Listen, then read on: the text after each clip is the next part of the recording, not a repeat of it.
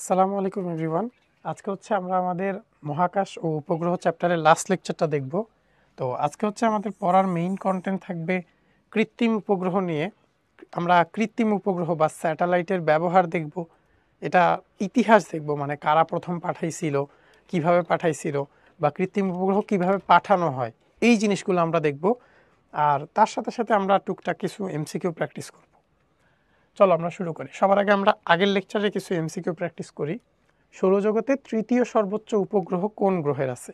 আমরা এটা যদি একটু করতে চাই, দেখো আমাদের যদি মনে থাকে আমরা বৃহস্পতির উপগ্রহ দেখছিলাম সর্বোচ্চ 67, শনির উপগ্রহ দেখছিলাম 62, ইউরেনাসের ছিল, আমাদেরকে একটু মনে করাই দিই, 27টা, আর নেপচুনের ছিল 14টা, আর আমাদের মঙ্গলের ছিল 2টা, পৃথিবীর ছিল 1টা।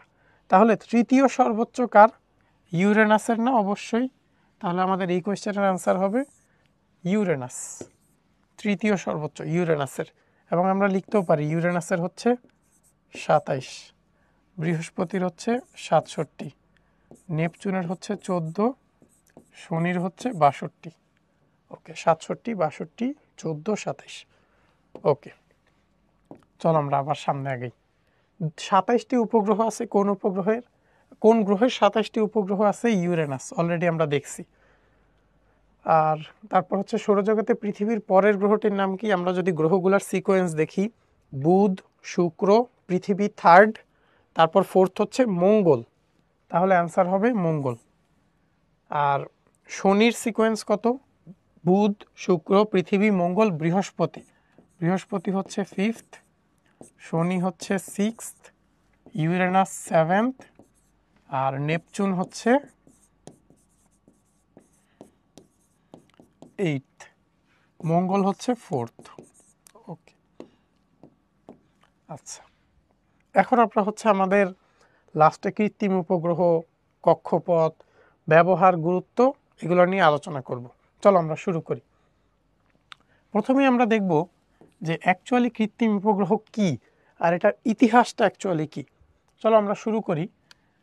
আমরা মানুষের পাঠানো যেসব বস্তু বা মহাকাশযান পৃথিবীকে কেন্দ্র করে নির্দিষ্ট কক্ষপথে ঘুরে, কক্ষপথ কি? এই যে যেই রাস্তা বরাবর এটা ঘুরে সেটাকে বলে কক্ষপথ। তোমরা কেমিস্ট্রিতে পরমাণুতে পড়ার কথা। কক্ষপথ কি জিনিস? নিউক্লিয়াসকে কেন্দ্র করে ইলেকট্রন যেই রাস্তায় ঘুরে, সেম একইভাবে কোনো নবমণ্ডলীয় বস্তুকে কেন্দ্র করে যদি অন্য কিছু ঘুরে, তাহলে যেই রাস্তায় ঘুরে সেটাকে বলে কক্ষপথ। যেমন আমরা সূর্যের চারদিকে পৃথিবীর কক্ষপথ দেখছিলাম না আগের দিন, এখানে সূর্য এইদিকে পৃথিবী ঘুরে, সেম একইভাবে এটা কি একটা কক্ষপথে ঘুরে। তাহলে নির্দিষ্ট কক্ষপথে ঘুরে তাদের কৃত্রিম উপগ্রহ বলে। কৃত্রিম উপগ্রহের সংজ্ঞা লাগবে কি জিনিস? কৃত্রিম উপগ্রহ হচ্ছে আমাদের পৃথিবীকে কেন্দ্র করে মানুষের পাঠানো যে সকল মহাকাশযান নির্দিষ্ট কক্ষপথে ঘুরতে থাকে তাদেরকে বলে কৃত্রিম উপগ্রহ বা স্যাটেলাইট। ওকে, এদেরকে কি করা হয়? রকেটের সাহায্যে উৎক্ষেপণ করা হয়। রকেটের সাহায্যে এদেরকে ওইখানে পাঠানো হয়। ঠিক আছে, কিভাবে পাঠানো হয় এটা আমরা একটু সামনেই দেখব, ধৈর্য রাখি। আমরা জানবো রকেটের সাহায্যে এদেরকে উৎক্ষেপণ করা হয়। পৃথিবীর মাধ্যাকর্ষণ টানের প্রভাবে চাঁদের মতো এরা কক্ষপথে ঘুরে। তার মানে কেউ অ্যাকচুয়ালি কি করা হয় আমি তোমাদের বলি। রকেটের সাহায্যে এদেরকে একটা হাইটে তুলে অনেক দ্রুত ছুঁড়ে মারা হয়। ছুঁড়ে মারা হইলে আসলে কি হওয়া উচিত? কক্ষপথটা পৃথিবী থেকে ছিটকায় দূরে চলে যাইতে চায়, বাট অ্যাকচুয়ালি যাইতে পারে না। কেন? কারণ পৃথিবীর টান আছে। আমরা জানি পৃথিবীর মহাকর্ষ বল আছে না, এফ। ওই যে মহাকর্ষ বা ওটাকে আমরা অভিকর্ষ বলতে পারি, কারণ একটা বস্তু পৃথিবী। এই অভিকর্ষ বা মাধ্যাকর্ষণ বলের কারণে এরা কি হয়? চলে যাইতে পারে না। কারণ রকেটের মাধ্যমে আমরা এটাকে তুলে অনেক জোরে ছুঁড়ে মারি, তখন এটা ছিটকায় বেরোয় যাওয়ার কথা, কিন্তু বেরোইতে পারে না পৃথিবীর আকর্ষণের কারণে। ক্লিয়ার জিনিসটা? আশা করি তোমরা জিনিসটা বুঝতে পারছো। না বুঝতে পারলে আবার একটু ব্যাকে যায় শুনে নেবে ইনশাল্লাহ। তাহলে পৃথিবীর মাধ্যাকর্ষণ বলের প্রভাবে এরা চাঁদের মতো কক্ষপথে ঘুরে। এরা চাঁদের মতো কক্ষপথে ঘুরতে থাকে, বের হয়ে যাইতে পারে না। কারণ কি? এদেরকে যখন আমি একটা বেগ দেই এরা ছিটকে যেতে চায়, কিন্তু আমি একে পৃথিবীর মাধ্যাকর্ষণ একে টেনে ধরে রাখছে, এই জন্য এটা যাইতে পারে না, ঘুরতে থাকে চাঁদের মতো। ওকে, আমরা জানি পৃথিবী 24 ঘন্টায় এর নিজ অক্ষের চারদিকে একবার আবর্তন করে। তার মানে কি পৃথিবী এই যে নিজের অক্ষের চারদিকে একবার ঘুরতেছে, এই জিনিসটা কি 24 ঘন্টায় একবার ঘোরা শেষ করে? তাহলে যদি এমন হয়, ধরো আমি এখানে একটা স্যাটেলাইট পাঠাইলাম, ধরো আমি এখানে বাংলাদেশের উপর একটা স্যাটেলাইট পাঠাইলাম, পৃথিবী 24 ঘন্টা একবার ঘুরে আসে। যদি স্যাটেলাইটটাও 24 ঘন্টা একবার ঘুরে আসতে পারে, তাহলে এটা কি সব সময় বাংলাদেশের উপরই ফিক্স থাকবে না? কারণ চিন্তা করো, এই মনে করো পৃথিবী, এটার উপরে একটা বিন্দু, এটাও ঘুরতেছে। যদি স্যাটেলাইটটাও 24 ঘন্টা একবার ঘুরতে পারে, তখন কি স্যাটেলাইটটা অলওয়েজ বাংলাদেশের উপরেই থাকবে। এই কাজটাই করা হয় ভূস্থির উপগ্রহে। তাহলে ভূস্থির উপগ্রহ কি? পৃথিবী 24 ঘন্টায় নিজ অক্ষের চারদিকে একবার আবর্তন করে। তাই কোনো কৃত্রিম উপগ্রহ যদি 24 ঘন্টায় পৃথিবীর চারদিকে একবার ঘুরে, তার মানে কৃত্রিম উপগ্রহ যদি 24 ঘন্টা একবার ঘুরে আসে, আমাদের নিচ থেকে মনে হবে যেন উপগ্রহটা অলওয়েজ আমাদের উপরে আছে। এই জিনিসটা দেখো, ভূমি থেকে মনে হয় স্থির, ভূমি থেকে মনে হয় অলওয়েজ আমার উপরে আছে, তার মানে স্থির। এই জন্য এটাকে বলে ভূস্থির উপগ্রহ। তাহলে কি হয়, যদি 24 ঘন্টায় কোনো কৃত্রিম উপগ্রহ পৃথিবীকে ঘুরে আসে, তখন পৃথিবী থেকে একে স্থির মনে হয়, তখন এই উপগ্রহকে বলে ভূস্থির উপগ্রহ। খুবই ইম্পর্টেন্ট ডেফিনেশন। ভূস্থির উপগ্রহের ডেফিনেশন কি আমরা বলবো, কোনো উপগ্রহ যদি পৃথিবীর চারপাশে 24 ঘন্টা একবার ঘুরে আসতে পারে, তখন পৃথিবী থেকে একে স্থির মনে হয়। এই রকমের উপগ্রহকে ভূস্থির উপগ্রহ বলে। ওকে, চলো আমরা এখন একটু ইতিহাস দেখি যে কারা শুরু করছিল, কিভাবে শুরু করছিল। শুরু করছিল সোভিয়েত ইউনিয়ন, মানে আমরা হয় মেইনলি সোভিয়েত ইউনিয়নের মেইন কান্ট্রি যেটাকে রাশিয়া হিসাবে জানি আর কি। সোভিয়েত ইউনিয়ন কি শুরু করছিল, তারা একটা উপগ্রহ পাঠাইছিল স্পুটনিক 1। এটাই কি প্রথম উপগ্রহ, প্রথম কৃত্রিম উপগ্রহ যেটা হচ্ছে মহাকাশে গেছিল। নাম কি? Soviet union. ওকে, স্পুটনিক 1 নামক কৃত্রিম উপগ্রহ মহাকাশে উৎক্ষেপণ করে। স্পুটনিক শব্দের অর্থ কি? ভ্রমণ সঙ্গী। একই বছরে 2রা নভেম্বর প্রথমটা পাঠাইছিল, 4 অক্টোবর দ্বিতীয়টা 2 নভেম্বর, অর্থাৎ 1 মাসের ব্যবধানে স্পুটনিক 2 নামক আরেকটি উপগ্রহ তারা মহাকাশে পাঠায়। তাহলে সোভিয়েত ইউনিয়ন, আমাদের এখান থেকে এমসিকিউ কি কি আসবে? প্রথম এমসিকিউ, মহাকাশ যাত্রা শুরু করছিল কারা? সোভিয়েত ইউনিয়ন, বা আমরা এটাকে রাশিয়াও মেইনলি বলতে পারি। সোভিয়েত ইউনিয়ন কবে শুরু করছিল? 1957 সালে। প্রথম উপগ্রহের নাম কি? স্পুটনিক 1। স্পুটনিক 2 কবে পাঠায়? একই বছরের 2 নভেম্বর। আরেকটা এমসিকিউ, স্পুটনিক শব্দের অর্থ কি? ভ্রমণ সঙ্গী। এখন আমরা রাশিয়ার জিনিস দেখলাম, আমেরিকার অবদান দেখব না কিছু? আমেরিকা তো থাকবেই যেখানে রাশিয়া আছে। প্রথম মার্কিন কৃত্রিম উপগ্রহের নাম কি? এক্সপ্লোরার 1। তাহলে রাশিয়া পাঠাইছে, আমেরিকা কি না পাঠায় থাকবে? প্রথম মার্কিন কৃত্রিম উপগ্রহের নাম হচ্ছে এক্সপ্লোরার 1। দেখো, তারা পাঠাইছে অক্টোবর নভেম্বরে, তারা পরের বছরই ফেব্রুয়ারিতে পাঠাই দিছে, 1958 সালের 2 ফেব্রুয়ারি। তাহলে আমরা সালগুলা মনে রাখবো কিভাবে? 57-র 4 অক্টোবর, 2 নভেম্বর, আরেকটা হচ্ছে 58-র 2 ফেব্রুয়ারি। তারা কি পাঠাইছিল? এক্সপ্লোরার 1। আমাদের এখান থেকে কিন্তু অনেক অনেক বেশি এমসিকিউ আসতে পারে, এটা 5 স্টার এমসিকিউ এর জন্য। আমাদের লাগবে হচ্ছে স্পুটনিক 1 কবে পাঠাইছে, কারা পাঠাইছে, স্পুটনিক শব্দের অর্থ কি, স্পুটনিক 2 কারা পাঠাইছে, আর হচ্ছে কবে পাঠাইছে, মার্কিন উপগ্রহের নাম কি, এটা কবে পাঠানো হয়েছে। চলো আমরা এখন একটু সামনে আগাই। সরি, এখন হচ্ছে আমরা দেখব যে এই যে কৃত্রিম উপগ্রহ কক্ষপথে এটাকে পাঠাই কিভাবে, বা এটা চলে কিভাবে, এটা আমরা এখন দেখব। আমরা জানি পৃথিবীর চারদিকে ঘোরার জন্য যেই কেন্দ্রমুখী টানের দরকার, কারণ আমরা জানি কি এটা কি এমন বেগ দেয়া হয় যেন এটা ছুটে চলে যায়, কিন্তু ওকে কি টেনে ধরে রাখা দরকার। ওকে টেনে ধরে না রাখলে তো ও ছিটকায় চলে যাবে। এই টেনে ধরে রাখার জন্য কে কাজ করে? পৃথিবীর অভিকর্ষ বল। পৃথিবীর অভিকর্ষ বল। এমসিকিউ আসবে যে কৃত্রিম উপগ্রহ পৃথিবীর চারদিকে ঘুরে কেন? বি নাম্বার কোয়েশ্চেন আসতে পারে। স্যাটেলাইট পৃথিবীর চারদিকে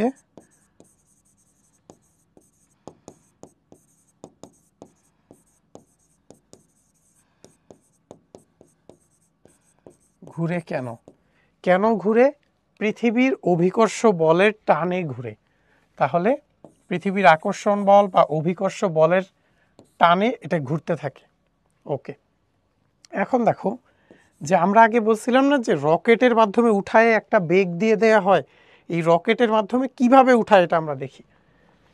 কোনো কৃত্রিম উপগ্রহকে পৃথিবী থেকে 250 কিলোমিটার উপরে তুলে, তার মানে মেইনলি কি করে, আমরা এটা মনে করো সারফেস, আমরা একটু এটা দেখে আসি। এটা মনে করো আর্থের সারফেস, এখানে আমাদের ধরো একটা বড় রকেট আছে, এইটার সাথে হচ্ছে আমাদের স্যাটেলাইটটা লাগানো হয়। এখন এই যে এই রকেটটা উপরে যায়, উপরে কত কিলোমিটার অবধি যায়? 250 কিলোমিটার অবধি। 250 কিলোমিটার উপরে যে এইটা এই স্যাটেলাইটটাকে, আমি স্যাটেলাইটটা আবার একটু আঁকি, স্যাটেলাইটটাকে একটা বেগ দেয়। আমরা এই পর্যন্ত কিন্তু আগেই দেখছিলাম কত বেগ দেয়, 8 কিলোমিটার পার সেকেন্ড। অর্থাৎ আমরা এটাকে লিখতে পারি 8 কিলোমিটার পার সেকেন্ড বেগে এটাকে কি ছুঁড়ে মারে। তাহলে এই যে পৃথিবী থেকে রকেটের মাধ্যমে 250 কিলোমিটার উপরে তুললাম, তারপর তাকে 8 কিলোমিটার পার সেকেন্ড বেগে ছুঁড়ে মারলাম। এখন প্রশ্ন হচ্ছে ভাইয়া তাইলে আমরা ভূপৃষ্ঠ থেকে ছুঁড়ে মারি নাই কেন? ওই যে বায়ুমণ্ডল মনে আছে, বায়ুমণ্ডল আছে এইদিকে, এইদিকে আছে কি বায়ুমণ্ডল। এখন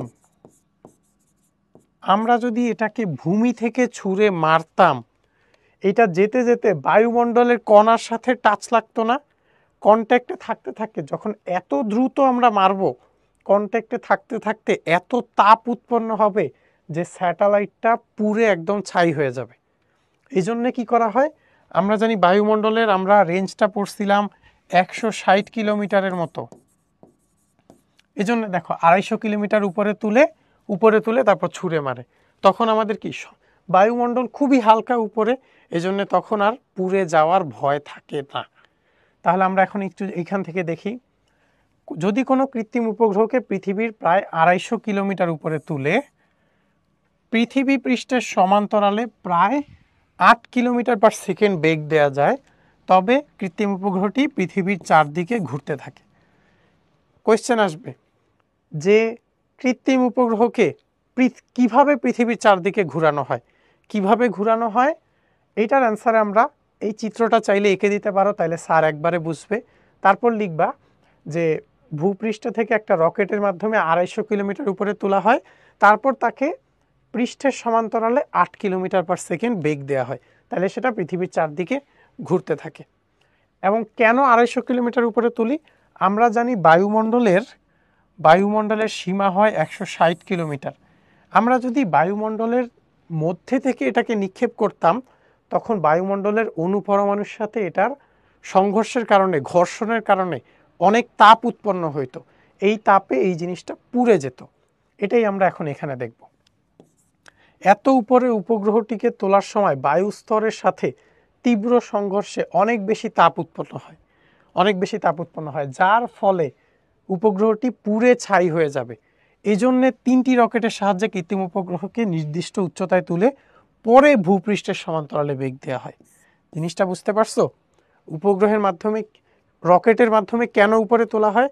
নাইলে এটা কি হইতো, আমাদের বায়ুমণ্ডলের বায়ুস্তরের সাথে তীব্র সংঘর্ষে অনেক বেশি তাপ উৎপন্ন হবে, যার কারণে উপগ্রহটি পুড়ে ছাই হয়ে যাবে। তাহলে কেন রকেট দিয়ে উপরে তোলা লাগে, আশা করি আমরা ক্লিয়ার। চলো আমরা এখন একটু কৃত্রিম উপগ্রহের ব্যবহার দেখব। ব্যবহার দেখার আগে আমরা একটু বলি কৃত্রিম উপগ্রহ মেইনলি কেন পাঠানো হয়। মেইনলি সিগন্যাল ট্রান্সফার করার জন্য। অর্থাৎ আমি একটা সিগন্যাল দিলাম, এই সিগন্যালটা হয়তো আমি অন্য দেশে, যেমন আমরা যখন বিদেশে কথা বলি, আগে কিন্তু কথা বলা অনেক অসুবিধাজনক ছিল, সহজে বলা যেত না। এখন আমরা মেসেঞ্জার, হোয়াটসঅ্যাপ, ইমো সহ সকল সোশ্যাল মিডিয়া অ্যাপে কিন্তু ইজিলি কথা বলতে পারি। কিভাবে হয়? স্যাটেলাইটের মাধ্যমে মুহূর্তের মধ্যে সিগন্যাল চলে যায়, আমরা কথা বলতে পারি ইজিলি। এই জিনিসগুলো কিন্তু আগে এত ইজি ছিল না। ইভেন আমরা যখন ছোট ছিলাম তখনও আমরা কিন্তু এত বেশি অ্যাডভান্স দেখি নাই কিছু। এখন এই যে যোগাযোগ ব্যবস্থা উন্নত করে, পাশাপাশি আমাদের এই স্যাটেলাইট আর কি কি কাজ করতে পারে? একে তো আমরা দেখলাম সিগন্যাল পাঠাইতে পারে, আরেকটা হচ্ছে এর মধ্যে যে ক্যামেরা ফিট থাকে সেখান থেকে সে মহাকাশ গবেষণার জন্য অনেক ছবি তুলে পাঠাইতে পারে, যেটা আমাদের বিজ্ঞানীদের হেল্প করে। তারপর হইতে পারে সে ধরো কোনো আবহাওয়ার পূর্বাভাস দিতে পারে, অর্থাৎ সমুদ্রের মধ্যে যেখানে মানুষের পক্ষে রিচ করা একটু টাফ, ওইখানে কোনো সাইক্লোন সৃষ্টি হচ্ছে কিনা, তারপর টর্নেডো সৃষ্টি হচ্ছে কিনা, সুনামি হচ্ছে কিনা, এগুলা কিন্তু, কারণ সে তো উপরে আছে, সে উপর থেকে দেখে জানাইতে পারে যে অ্যাকচুয়ালি কিছু হচ্ছে কিনা। তো ওই ইনফরমেশনগুলো পেলে আমরা কি, আমাদের জন্য সহজ হয়। তারপর মনে করো গোয়েন্দা সংস্থার কিছু উপগ্রহ থাকে যেগুলো কি করে, ধরো এখানে হচ্ছে শত্রুপক্ষের বিমান ঘাঁটি আছে, শত্রুপক্ষের বিমান ঘাঁটি, এখন এইখানে যদি আমার একটা স্যাটেলাইট থাকে, সে কি ছবি তুলতে পারবে শত্রুপক্ষ কোনো ফাইটার জেট পাঠাচ্ছে কিনা বা কিছু করতেছে কিনা। তাহলে সামরিক ক্ষেত্রেও কিন্তু কৃত্রিম উপগ্রহের অনেক ব্যবহার আছে। তাহলে আমরা যোগাযোগে দেখলাম, তারপর হচ্ছে মহাকাশ গবেষণায় দেখলাম, আবহাওয়ায় দেখলাম, সামরিক ক্ষেত্রে দেখলাম, এরকম অনেক ক্ষেত্রে কি কৃত্রিম উপগ্রহের ব্যবহার আছে। চলো আমরা এই জিনিসগুলো একটু পড়াশোনা করব এখন। দেখো শুরুতেই আমাদের বলছে যোগাযোগ উপগ্রহ। এই যে আমরা টেলিফোনে যেই কথা বলি, এই সিগন্যালগুলো পাঠায়, এগুলো তোমরা একটু রিডিং পড়বা। তারপর টেলিভিশনে আমরা যে বিদেশি খেলা দেখি, এটা কিন্তু এমসিকিউতে আসে যে টেলিভিশনে আমরা বিদেশি খেলা কিভাবে দেখি, বিদেশি অনুষ্ঠান কিভাবে দেখি, স্যাটেলাইটের মাধ্যমে, এগুলো একটু রিডিং দিবা। যে উপগ্রহগুলো টেলিভিশন প্রোগ্রাম এবং টেলিফোন সংবাদ পৃথিবীর এক প্রান্ত থেকে অন্য প্রান্ত বয়ে নিয়ে যাচ্ছে, এদের আমরা যোগাযোগ উপগ্রহ বলি। সংজ্ঞা ইম্পর্টেন্ট, ডেফিনিশন লাগবে। তারপর দেখো পৃথিবী পর্যবেক্ষণকারী, পৃথিবীকে উপর থেকে পর্যবেক্ষণ করে যে কোনো ঘূর্ণিঝড় হচ্ছে কিনা, কোনো দুর্যোগ হচ্ছে কিনা, বা কোনো বন জঙ্গলে কোনো দাবানল সৃষ্টি হইল কিনা, অথবা মনে করো কোনো শহরের বায়ু কতটুকু দূষিত, এই জিনিসগুলো আমাদের জানাইতে পারে। তাহলে সমুদ্র কোনো জাহাজ থেকে তেল চুইয়ে বা কোথায় পরিবেশ দূষণ হচ্ছে, পরিবেশ দূষণের সংকেত জানায়। কোন শহরে বায়ু দূষিত, ময়লা, এগুলো আমাদের চিত্র দিতে পারে। কোন মাঠে ফসল ভালো হচ্ছে, কোন ফসলে রোগ বালাই পোকামাকড় আক্রমণ হচ্ছে, এগুলো কি ছবি তুলে দিতে পারে। এই যে বনে কোথাও আগুন লেগেছে কিনা, কোনো জাহাজের যাত্রাপথে হিমবাহ আছে কিনা, মানে হচ্ছে বড় আইসবার্গ আছে কিনা। মনে করো এই হচ্ছে জাহাজ, এখানে যদি বড় একটা বরফের পাহাড় থাকে তাহলে তো অসুবিধা না। এই জিনিসগুলা কিন্তু কি আমাদের স্যাটেলাইট ছবি তুলে পাঠাতে পারে। তাহলে স্যাটেলাইটের পাঠানো ছবি দেখে আমরা কি পাই, সিগন্যাল পাই যে আমার সামনে কোনো বিপদ আছে কিনা, বা বনে কোনো আগুন লাগছে কিনা। ওকে, মাটি পানি বায়ু দূষণে সাহায্য করে। তারপর সামরিক বা গোয়েন্দা উপগ্রহ, এগুলো আমরা পড়ছি। প্রতিপক্ষ যোদ্ধারা কোথায় লুকিয়ে আছে, কোথাও গোপনে তাদের অনুপ্রবেশ হচ্ছে কিনা, এই জিনিসগুলো তারা জানায়। নৌ পরিবহন উপগ্রহ, আমাদের সবার গাড়িতেই দেখবা কিন্তু একটা জিপিএস ট্র্যাকার আছে, অথবা আমাদের ফোনে আমরা যে ম্যাপ চালাই, ম্যাপটা অ্যাকচুয়ালি কিসের মাধ্যমে চলে, এই যে পরিবহন উপগ্রহ আছে না, ম্যাপের মাধ্যমে কি সে রাস্তা দেখায়। গাড়ি, বিমান এবং সামুদ্রিক জাহাজ, এদের অবস্থান সঠিকভাবে নির্ণয়ের জন্য নৌ পরিবহন উপগ্রহ ব্যবহার করে থাকে। তার মানে আমরা কি নিজেদের অজান্তেই প্রত্যেক মুমেন্টেই কিন্তু স্যাটেলাইট ইউজ করতেছি। আমরা যখন টিভি দেখি, ধরো বিদেশের খেলা দেখি, তখন আমরা ইউজ করতেছি। যেমন কয়েকদিন আগে ইউসিএল ফাইনাল হইলো, এটাও কিন্তু আমরা কি ইয়ার মাধ্যমেই দেখছি, যারা যারা টিভিতে দেখছি আর কি, আমরা এই যে কৃত্রিম উপগ্রহের ব্যবহারেই দেখছি। তারপর মনে করো আমরা ফোনে ম্যাপস ইউজ করতেছি, এটারই ব্যবহার। ঠিক আছে, এই যে জাহাজের যাত্রাপথের, এটা আমরা আগেই দেখছি। এই যে জ্যোতির্বিদ্যা বিষয়ক উপগ্রহ, জ্যোতির্বিদ্যা কি, তোমাদের টার্মটা একটু কঠিন লাগতে পারে। জ্যোতির্বিদ্যা মানে হচ্ছে এই যে মহাকাশ নিয়ে গবেষণা আছে না, এটাই হচ্ছে জ্যোতির্বিদ্যা। জ্যোতির্বিদ্যা হচ্ছে মহাকাশ নিয়ে বিদ্যা, তার মানে কি মহাকাশ নিয়ে গবেষণা বিজ্ঞানের যেই শাখায় করা হয় তাকে বলে জ্যোতির্বিদ্যা। তার মানে আমাদের যেই উপগ্রহ আছে জ্যোতির্বিদ্যায় হেল্প করে, তাদের মধ্যে কি থাকে, টেলিস্কোপ রাখা থাকে। এই টেলিস্কোপ কি করে, দূরের ছবি তুলে পাঠায়, যেটা আমরা দেখে ওই যে বিজ্ঞানীরা দেখে হচ্ছে তাদের গবেষণার কার্য চালাইতে পারে। এগুলো একটু তোমরা রিডিং দিবা, তাইলেই হবে। এটা কিন্তু পরীক্ষায় আসবে, কোয়েশ্চেন আসবে পরীক্ষায় যে কৃত্রিম উপগ্রহের ব্যবহার লিখো।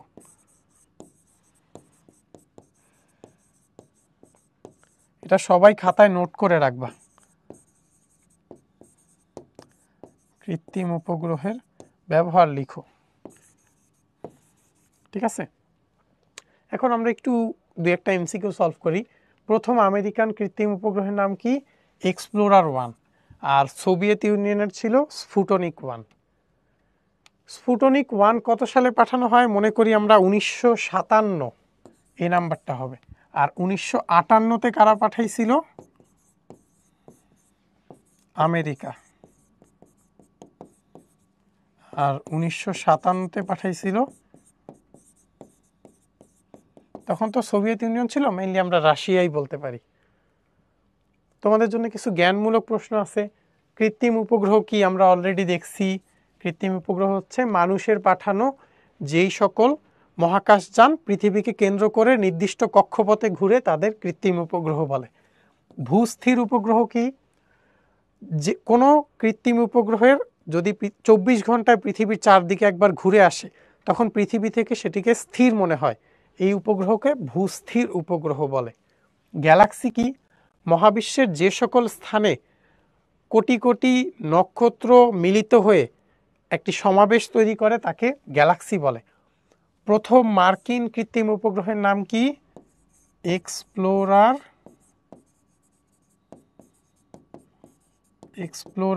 1। প্রথম মহাকাশচারী ব্যক্তিকে, এই জিনিসটা মনে রাখা লাগবে, সোভিয়েত ইউনিয়নের যেই স্পুটনিক 1 গেছিল তার সাথে ইউরি গ্যাগারিন গেছিল। এটা তোমাদের প্যারালাল টেক্সটে আছে, ঠিক আছে। ইউরি গ্যাগারিন, বানানটা হয়তো ভুল হতে পারে, তোমরা একটু দেখে নিও ঠিক মতো। প্রথম মহাকাশচারী ব্যক্তি যিনি গেছিল কিসের সাথে, স্পুটনিক 1-এর সাথে।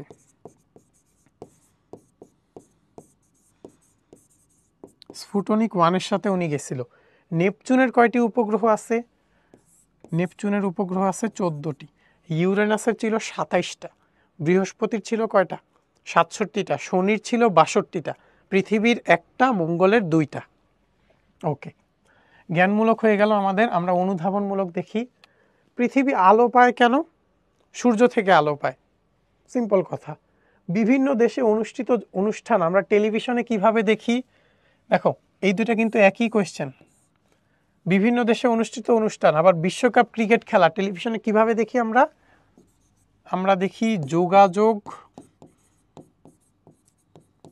উপগ্রহের মাধ্যমে। যোগাযোগ কৃত্রিম উপগ্রহ আর কি। এই জিনিসগুলোই আমাদের বলা লাগবে, এই যে এখানে আছে, ঠিক আছে। এই যে এই পয়েন্টটা ইম্পর্টেন্ট।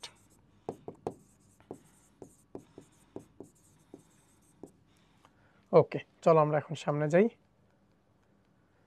মহাকাশের শুরু আছে শেষ নাই, ব্যাখ্যা করো। মনে আছে আমরা এই কোয়েশ্চেনটা কিন্তু আগের দিন সলভ করছিলাম। আগের দিন দেখাইছিলাম যে মহাকাশের শুরু আছে শেষ নাই, মহাকাশ এক্সপ্যান্ড হইতে থাকে। এই জিনিসটা আমাদের ব্যাখ্যা করা লাগবে। মহাকাশ যে অনেক বিশাল, এই জিনিসটা ব্যাখ্যা করতে হবে। মহাকাশের বিশালতার ব্যাখ্যা, তার মানে কি, ওই যে আলো সূর্য থেকে পৃথিবীতে আসতে 8 মিনিট 20 সেকেন্ড, সূর্য তার পাশের নক্ষত্র আলফা সেন্টরিতে আলো যেতে 4 বছরেরও বেশি সময় লাগে, সেগুলো থেকে আমরা দূরত্ব বলবো। তারপর এরকম বলবো যে এক গ্যালাক্সি থেকে আরেক গ্যালাক্সিতে কয়েক মিলিয়ন বছর লাগে, আর দূরের গ্যালাক্সিতে কয়েক ট্রিলিয়ন ট্রিলিয়ন বছর লাগে। এই জিনিসগুলো লিখলেই হবে। এখন তোমাদের জন্য কিছু সিকিউ কোয়েশ্চেন আছে, তো খুবই ইজি এগুলা। আমাদের বলছে গ্রহগুলো চিহ্নিত করো। এগুলো তো খুবই ইজি। 1 কি বুধ, 2 হচ্ছে শুক্র, 3 পৃথিবী, 4 মঙ্গল, 5 বৃহস্পতি, 6 শনি, 7 ইউরেনাস, 8 নেপচুন। গ্রহের নাম, জাস্ট গ্রহগুলোর নাম, অবশ্যই সিরিয়ালি। এমন কিন্তু লেখা যাবে না যে আমি কিন্তু চাইলেই 6কে পৃথিবী লিখতে পারবো না, কারণ আমরা জানি সূর্য থেকে একটা সিকোয়েন্স থাকে, 6কে আমার শনিই লিখতে হবে। আচ্ছা, তারপর দেখো বলছে যে এ হচ্ছে একটা কৃত্রিম উপগ্রহ যেটা সামুদ্রিক জাহাজের তেল চুইয়ে পরিবেশ দূষণ পর্যবেক্ষণ করে, পরিবেশ দূষণ পর্যবেক্ষণ করে। আর বি হচ্ছে ইংল্যান্ডে অনুষ্ঠিত 2019 সালের বিশ্বকাপ খেলা দেখে। তার মানে বি নাম্বারটা কি, যোগাযোগের জন্যে, আর এ নাম্বারটা কি, অন্য কাজে, পৃথিবী পর্যবেক্ষণকারী। তার মানে এ এর কার্যক্রম হচ্ছে পৃথিবী পর্যবেক্ষণকারী, আমরা ওইটার বর্ণনাটা লিখব। আর বি এর কার্যক্রম কি, বি এর কার্যক্রম হচ্ছে যোগাযোগ। আচ্ছা, বানানটা ভুল হয়েছে, যোগাযোগ স্যাটেলাইট। বলছে আমাদের সৌরজগতের তৃতীয় কক্ষপথে অবস্থিত গ্রহটির সদস্যের সাথে বি এর মিল থাকলেও কার্যক্রম ভিন্ন ব্যাখ্যা করো। সৌরজগতের তৃতীয় কক্ষপথে অবস্থিত, তার মানে গ্রহটা কি, পৃথিবী। গ্রহটির সদস্যের সাথে, তার মানে কি, চাঁদের সাথে, সদস্যটাকে চাঁদ। অর্থাৎ আমাদের এতে পৃথিবী পর্যবেক্ষণকারী কৃত্রিম উপগ্রহ বা স্যাটেলাইটের কাজ ব্যাখ্যা করতে হবে। আর বি নাম্বারে হচ্ছে যোগাযোগ স্যাটেলাইটের সাথে চাঁদের পার্থক্য ব্যাখ্যা করতে হবে। তার মানে বি নাম্বার কোয়েশ্চেনটা মেইনলি কি, চাঁদ ভার্সেস স্যাটেলাইট, তার মানে কৃত্রিম উপগ্রহ ভার্সেস প্রাকৃতিক উপগ্রহ।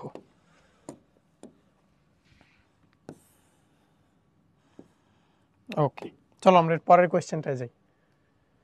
দেখো এক্স বলছে মানুষের উৎক্ষেপিত উপগ্রহ মানে কৃত্রিম উপগ্রহ, ওয়াই বলছে প্রাকৃতিক পৃথিবীর উপগ্রহ, তার মানে কি, চাঁদ। ওয়াই উপগ্রহের ঘূর্ণন বর্ণনা করো, পৃথিবীর বাইরে চাঁদ এঁকে দিয়ে আমরা ওই যে অভিকর্ষ বলের কথা বলে দিব, তাইলেই হবে। এক্স উপগ্রহটি মানব জীবনে কি ভূমিকা পালন করে, তার মানে আমাদের কি, কৃত্রিম উপগ্রহের গুরুত্ব বা ব্যবহার লিখতে হবে।